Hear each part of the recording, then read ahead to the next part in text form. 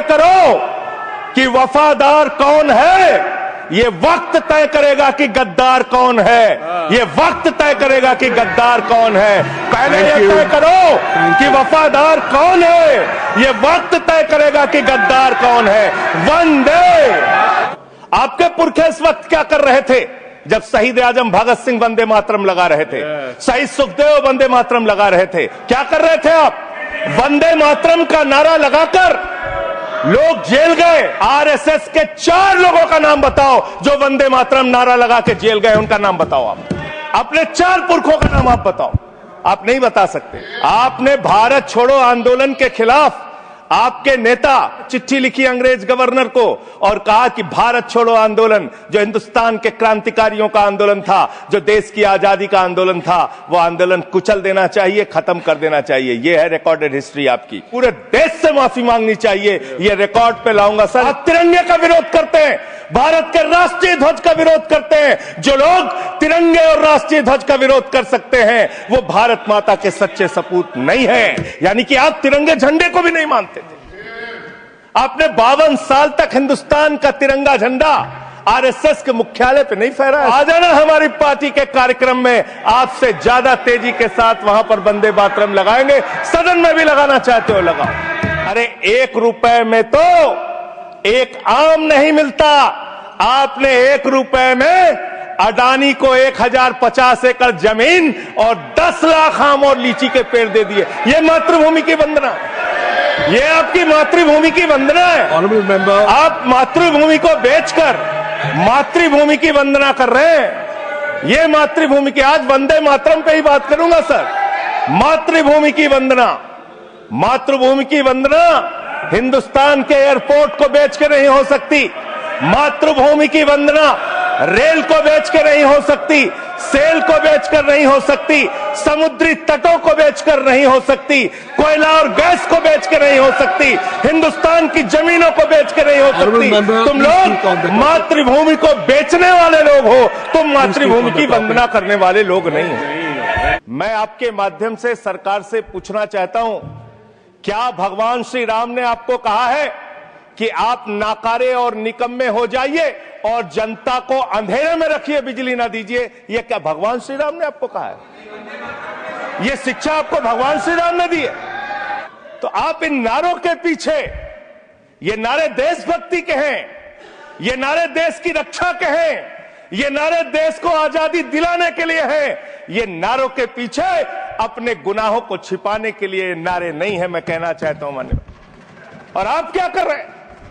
आप इन नारों के पीछे अपने गुनाहों और अपराध को छिपाना चाहते हैं। जब यहां पे लीडर ऑफ अपोजिशन बोल रहे थे, नो पॉइंट ऑफ ऑर्डर, खड़गे साहब, उनके मुंह से नो पॉइंट ऑफ ऑर्डर, दलित शब्द निकल गया। दलित शब्द निकल गया। पूरी की पूरी भारतीय जनता पार्टी हाउस में खड़े होकर विरोध करने लगी। दलितों से इतना चिढ़ है आपको? क्या दलित भारत माता के बच्चे नहीं? क्या पिछड़े भारत माता के बच्चे नहीं? क्या आदिवासी भारत माता के बच्चे नहीं? अगर दलितों, पिछड़ों, आदिवासियों की बात होगी तो आप विरोध करोगे? आप विरोध करोगे? शहीद खुदीराम बोस हिंदुस्तान के वो क्रांतिकारी थे, जब उनको फांसी के फंदे पे चढ़ाया गया और उनका जब अंतिम संस्कार हुआ तो जो राख उनके अंतिम संस्कार से निकली मान्यवर, उसको बंगाल की माए तावीज बना के अपने बच्चों को पहनाती थी कि ऐसे ही बनना हिंदुस्तान के लिए क्रांतिकारी। यह इतिहास, यह हिंदुस्तान का इतिहास। लेकिन मैं आपके माध्यम से इस सरकार से पूछना चाहता हूं, आपके पुरखे इस वक्त क्या कर रहे थे जब शहीद आजम भगत सिंह वंदे मातरम लगा रहे थे, शहीद सुखदेव वंदे मातरम लगा रहे थे, शहीद राजगुरु वंदे मातरम का नारा लगा रहे थे, शहीद खुदीराम बोस वंदे मातरम का नारा लगा रहे थे? उस वक्त आप क्या कर रहे थे? क्या कर रहे थे आप? वंदे मातरम का नारा लगाकर लोग जेल गए, लाठियां पड़ी उनको। मैं आपके माध्यम से इस सरकार से पूछना चाहता हूं, आरएसएस के 4 लोगों का नाम बताओ जो वंदे मातरम नारा लगा के जेल गए, उनका नाम बताओ। आप 4 लोगों का नाम बताओ। आप अपने 4 पुरखों का नाम आप बताओ। आप नहीं बता सकते क्योंकि आजादी के आंदोलन में आपका कोई इतिहास नहीं। आजादी के आंदोलन में आपका कोई इतिहास नहीं, यही आपकी कुंठा है। तो इसलिए कभी आप कहते हो सरदार वल्लभ भाई पटेल आपके हैं, अरे भैया, सरदार वल्लभ भाई पटेल ने आरएसएस के ऊपर बैन लगाया था, यह रिकॉर्डेड हिस्ट्री है। और जब 18 महीने जेल में रखा गया आरएसएस के लोगों को राष्ट्रपिता महात्मा गांधी की हत्या के अपराध में, जब उनको छोड़ा गया, बैन हटाया गया, तो उसमें शर्त लगाई कि आप राष्ट्रीय ध्वज को मानेंगे, यानी कि आप तिरंगे झंडे को भी नहीं मानते थे। आपने 52 साल तक हिंदुस्तान का तिरंगा झंडा आरएसएस के मुख्यालय पे नहीं फहराया सर, नहीं फहराया। और 3 लोगों ने आरएसएस के मुख्यालय पर जब ये झंडा फहराया, उन तीनों के नाम मैं पढ़ रहा हूं, विजय, उन्मत, दिलीप, इन तीनों लोगों के खिलाफ आरएसएस ने एफआईआर दर्ज कराई। किस अपराध में? कि हमारे दफ्तर में तिरंगा क्यों फहरा दिया। और कितने साल तक मुकदमा लड़े? 13 साल तक मुकदमा लड़े। यह है आपकी असलियत। आप तिरंगे का विरोध करते हैं, भारत के राष्ट्रीय ध्वज का विरोध करते हैं। जो लोग तिरंगे और राष्ट्रीय ध्वज का विरोध कर सकते हैं, वो भारत माता के सच्चे सपूत नहीं है, वो नहीं है। ये है 28 दिसंबर 1949 का ऑर्गेनाइजर पत्र, इसको भी रखूंगा क्योंकि आज गृह मंत्री जी और लीडर ऑफ द हाउस दोनों कह के गए, रिकॉर्ड पे सारी चीजें आनी चाहिए, इसको रिकॉर्ड पे रखना चाहिए। इतिहास देश को पता चलना चाहिए, किन लोगों ने देश के साथ गद्दारी की, किन लोगों ने तिरंगे का विरोध किया, किन लोगों ने राष्ट्रगान का विरोध किया। आप राष्ट्रगान का विरोध कर रहे हैं, आप भारत के राष्ट्रगान का विरोध कर रहे हैं। आपके मुख्य पत्र में भारत के राष्ट्रगान का विरोध लिखा गया है। इसके लिए भारत के प्रधानमंत्री को और पूरी की पूरी भारतीय जनता पार्टी को, जो अपने आप को आरएसएस को अपना आदर्श मानती है, पूरे देश से माफी मांगनी चाहिए। ये रिकॉर्ड पे लाऊंगा सर, इसको रख लीजिएगा, ये रिकॉर्ड पे रखा जाए। तिरंगे का विरोध किया, राष्ट्रगान का विरोध किया, वंदे मातरम आपने लगाया नहीं कभी।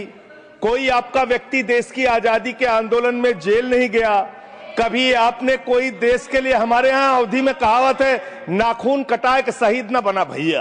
तू तो नाखूनों नहीं कटाया भैया, बिना नाखून कटाए शहीद बना चाहता है, बिना नाखून कटाए शहीद। ऐसे काम नहीं चलेगा सर। जिन्ना का भी जिक्र कल दूसरे सदन में हुआ, प्रधानमंत्री जी ने जिक्र किया। जिन्ना के साथ आपके कितने गहरे और मधुर संबंध थे, क्या इस देश के लोगों को पता है? नहीं पता, मैं बताता हूं। श्यामा प्रसाद मुखर्जी जी फजलुल हक की गवर्नमेंट में फाइनेंस मिनिस्टर थे, और फाइनेंस मिनिस्टर रहते हुए उन्होंने अंग्रेज गवर्नर को चिट्ठी लिखी थी।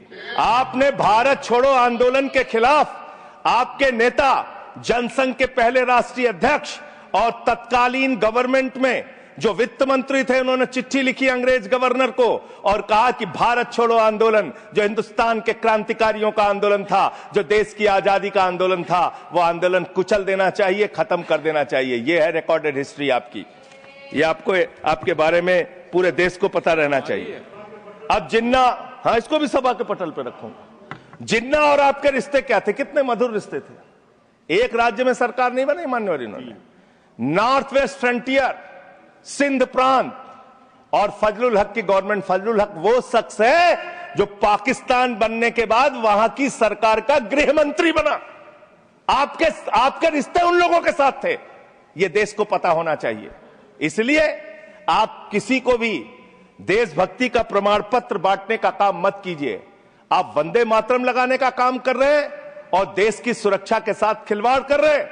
आप भारत की सेना को 4 साल के अग्निवीर पे लेके आ गए, जो हिंदुस्तान की सीमा की सुरक्षा करने वाले हैं, जो वंदे मातरम का नारा लगाते हैं हमारे जवान, हमारे सैनिक, जो -50 डिग्री टेम्परेचर में सियाचिन में और +50 डिग्री टेम्परेचर में जैसलमेर में भारत की सीमाओं की रक्षा करते हैं, इस मातृभूमि की रक्षा करते हैं। उनके पीठ में छुरा मारने का काम आपने किया, उनकी नौकरी 4 साल की कर दी अग्निवीर की। आपको मातृभूमि से प्यार है, आप देशभक्ति की बात करेंगे, आप देशभक्ति की बात कर रहे हैं।